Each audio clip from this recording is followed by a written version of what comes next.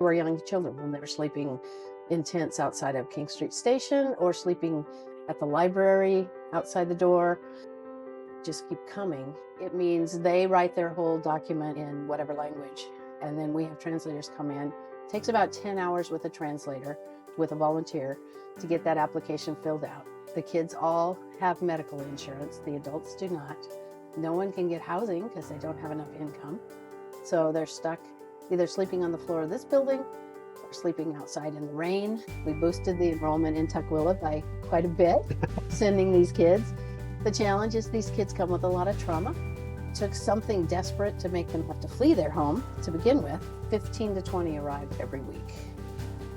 And these are mostly families, young children, pregnant mamas, and because the work permit takes so long, it just takes a long time for them to be able to get an income to be able to support themselves. We went from about $1,500 a month for utilities to over $20,000. So, I mean, it's pretty amazing. The electricity, the water, garbage. It's amazing. So, we're always looking for financial help. We have people that come in and tutor folks, either tutor our kids, but also our adults. Our adults are very eager to learn English.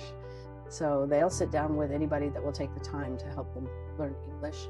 So if people have an extra room at their house and are willing to have a guest for, we would like to say 6 months. Let me tell you, you fall in love with these families really quickly. We need interpreters. We need Spanish and Portuguese speakers, mostly, specifically.